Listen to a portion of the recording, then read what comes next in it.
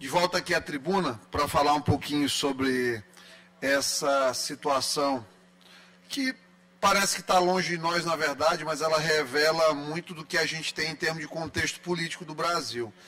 Essa situação diplomática ruim que o Brasil se colocou, com colocações infantis e infelizes do presidente da República, que tem dificuldade, e aí assim, não tem deputado algum de esquerda que consiga subir aqui à tribuna para dizer, por exemplo, por que o Lula apoia regimes venezuelanos. Nós não estamos tratando apenas do Hamas. Por que o Lula, na guerra da Ucrânia, não conseguiu resolver, como ele disse que ia resolver numa mesa de bar, porque ele tem medo de falar sobre, por exemplo, o que os russos fazem com os ucranianos. Ele nunca se posiciona em relação a aliados ideológicos. E, estranhamente, ele faz um levante que causou aí um verdadeiro furor diplomático, faz um levante que causa um verdadeiro furor diplomático, causou aí uma prática ruptura de relações institucionais com um aliado estratégico, que é o governo de Israel, e agora partiu para a qualificação. Porque o argumento da esquerda sempre é esse: não existe certo e errado, existe justificativa e narrativa. É qualificar agora o quê? O Netanyahu é extrema-direita, é sionista, não é uma causa de Israel, já é uma causa sionista, de dominação por parte do povo judeu.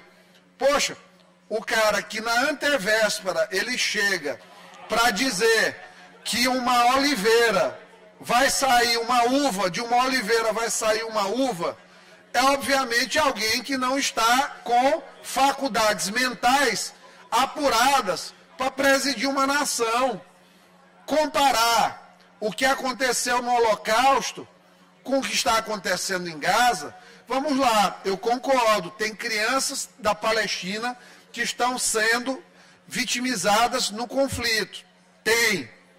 Mas, estranhamente, já se esqueceram, deputados aí de esquerda, que sobem aqui na tribuna para aplaudir, para passar pano no que esse irresponsável Lula da Silva tem falado.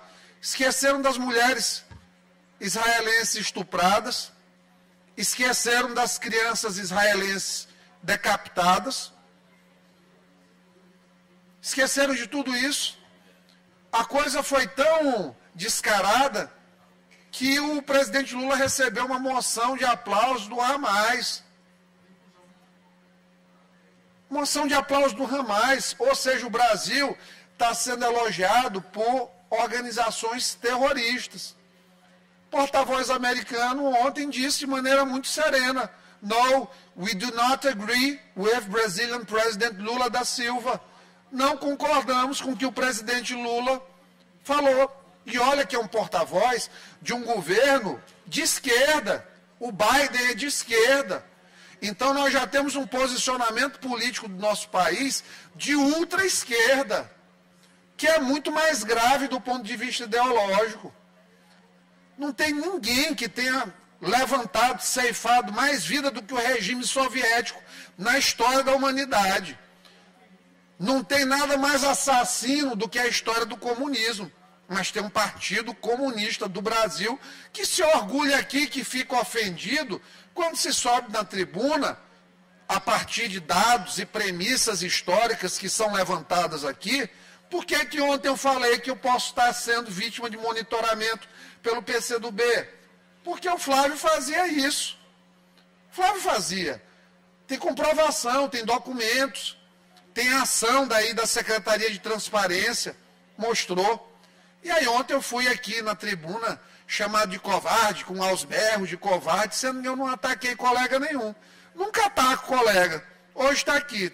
O advogado preso, eu falei, ó, tem um advogado num gabinete, que eu quero pedir ao meu colega que tenha o bom senso de avaliar se ele deve manter alguém que tem materialidade, que estava vazando provas de inquéritos sigilosos. Ele pense, Eu não sou inimigo de colega algum aqui. Se alguém me tem como inimigo, só lamento. Só me coloca mais próximo do plano espiritual superior, porque não tem ninguém aqui como inimigo dentro da casa. Então, mas assim, voltando aqui para finalizar a situação. Nós temos alguém à frente da presidência da República que o que ele faz? Ele está criando embaraço para o Brasil internacionalmente. E aí sempre sob essa ótica, extrema-direita, extrema-direita, extrema-direita. Lamento tudo o que está acontecendo no território de Israel, na faixa de Gaza, mas é muito mais lamentável a politização e a descaracterização da verdade que a esquerda sempre tem quando busca passar pano para alguém. Eu vi um vídeo da Manuela Dávila, por favor, Manuela.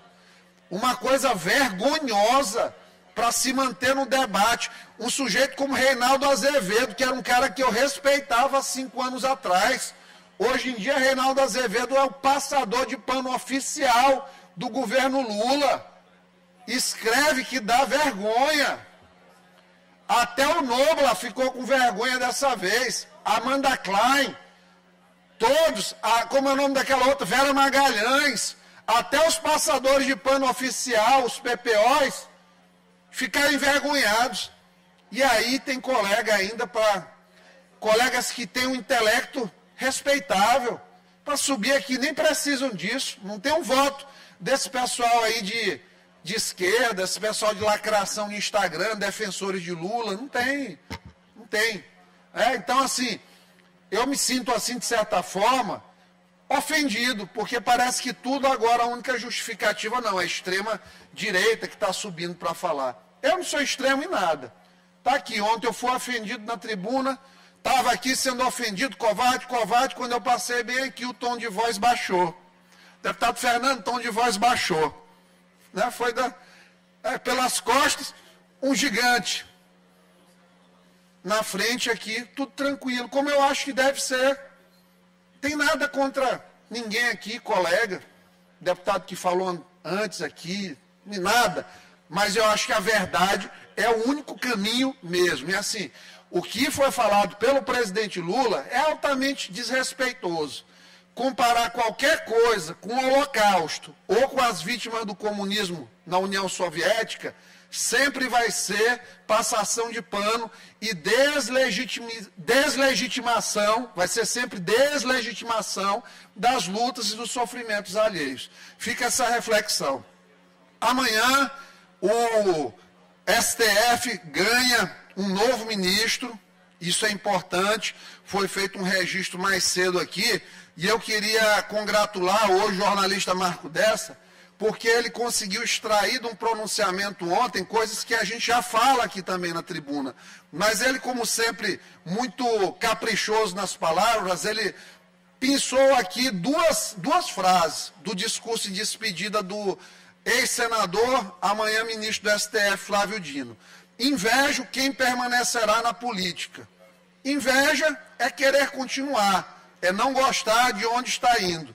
Desejo que Deus, peço a Deus, para que, quem sabe, eu esteja presente aqui, compartilhando desses momentos com vocês daqui a algumas décadas. No outro, não sei se Deus me dará a oportunidade, novamente, de estar na tribuna, no parlamento, no Senado. Tenho me animado acompanhando a eleição americana, porque os dois competidores, têm cerca de 80 anos. Então, quem sabe, após a aposentadoria, se Deus me der vida e saúde, eu posso estar aqui. Acho extremamente perigoso quem está indo para o Supremo, que é um lugar que a gente deve ter uma visão política da justiça, e não um justiçamento da política, ficar pensando ainda e externar de maneira tão clara, tão evidente, que não está indo feliz, que recebeu uma uma condecoração alta, mas como prêmio de consolação. Né? Então, eu fico muito preocupado com a atuação do ministro no STF. Mas desejo a ele êxito. E diferente do que foi dito aqui pelo colega mais cedo, que ele agradeceu aos adversários, porque os adversários o colocam num patamar maior. Só mais um minutinho, viu, deputado Rildo? Como ele agradeceu, supostamente aos adversários, que o colocam num patamar maior. Não foi isso que eu vi, porque me mostraram depois o discurso, até fiz uma resposta em seguida. O que eu vi foi ele dizer que as pessoas que o combatem é porque queriam ser que nem ele. Ou seja, isso não é coisa do humilde. Às vezes eu combato alguém porque eu considero injusto. Às vezes eu considero repressivo, é meu direito. E quem se sente também na mesma condição em relação à minha pessoa tem todo o direito de combater. E não obrigatoriamente quer a minha posição ou o que eu sou. Então, assim, é uma coisa dos egocêntricos, dos ególatras, é uma coisa dos ególatras, é uma coisa dos narcisistas patológicos, e normalmente eles se agrupam, pessoas com esse perfil, né? E os diferentes se afastam, felizmente. Eram essas palavras, presidente Fernando Braide, muito obrigado e um forte abraço a todos. Que Deus nos abençoe.